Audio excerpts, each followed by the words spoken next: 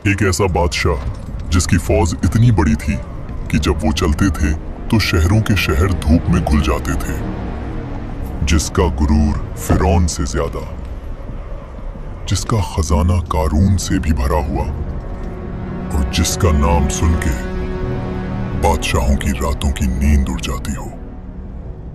और फिर वो बादशाह अल्लाह के घर काबा को मिटाने निकले, लेकिन न आसमान से पत्थर बरसे, न जमीन फटी, न बिजली गिरी, बल्कि ऐसा कुछ हुआ जो शायद तारीख का सबसे अजीब मोड़ है। वो बादशाह जो काबा को गिराने आया था, वही काबा का सबसे पहला खादिम बन गया। लेकिन उसकी कौम पर एक दिन आसमान फट जाता है, सैलाब शहरों को बहा ले जाता है, और वो कौम जो कल तक गुरूर और ताकत में गुमराह हो चुकी थी, आज वही ताकत पानी में मिट चुकी थी। सवाल ये है, कौम तुब्बा का ताल्लुक अरब के सबसे नीचे वाले इलाके से था, यमन। तफसीर इब्न कसीर के मुताबिक एक वक्त था जब यमन दुनिया का सबसे अमीर मुल्क था। सोना पहाड़ों से निकलता था, साफ पानी दरियाओं में बहता था, शहरों के गिर्द फलों से भरे हुए बाग थे। इनके तिजारती रास्ते पूरी दुनिया में फैले हुए थे। इस सल्तनत का नाम था हिमयार एम्पायर। वैसे ही यमन के बादशाह तुब्बा।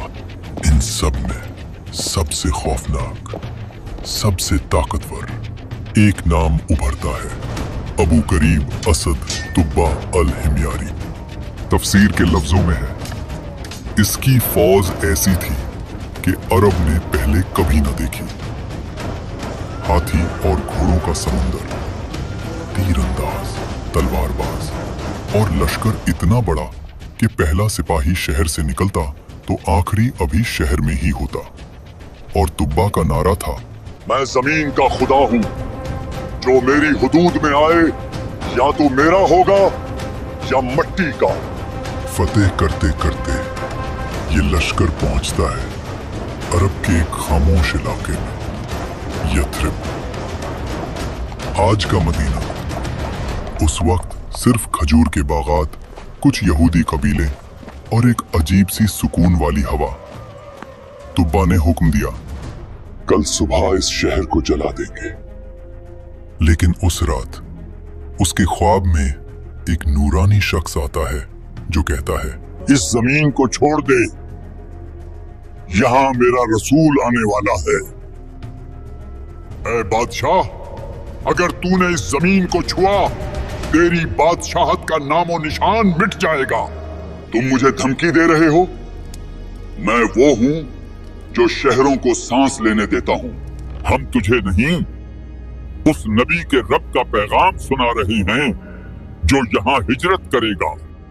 तफसीर इब्न कसीर के मुताबिक ये सुनकर तुब्बा के जिस्म पर लर्जा तारी हो गया। उसने पहली बार महसूस किया कि कोई कुव्वत है जो उसके तकब्बुर से भी बड़ी है, और वो पहली दफा अपनी फौज को पीछे हटाता है। अरब के बीच एक घर है जिसे काबा कहते हैं। लोग वहां सोना चढ़ाते हैं। अगर हम इसे लूट लें तो अरब घुटनों पर आ जाएगा। तुब्बा मुस्कुराया।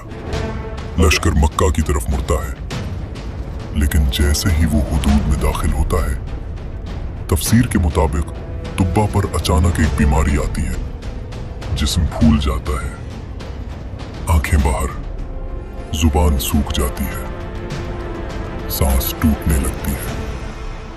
फौज डर जाती है, तबीब नाकाम हो जाते हैं, जादू नाकाम, दुआ नाकाम, और फिर वही रब्बी आते हैं। सच बता, तेरे दिल में क्या था? इस घर को गिराना था। ये अल्लाह का घर है, इसका निगहबान कोई लश्कर नहीं, खुद रब्बुल आलमीन है। अगर बचना चाहता है तो अभी तौबा कर। तुब्बा काबा में दाखिल होता है, लेकिन बादशाह बनकर नहीं, फकीर बनकर। उसकी आंखों से आंसू बहते हैं, जुबान से सिर्फ एक जुमला निकलता है, मैं गलत था, तू सही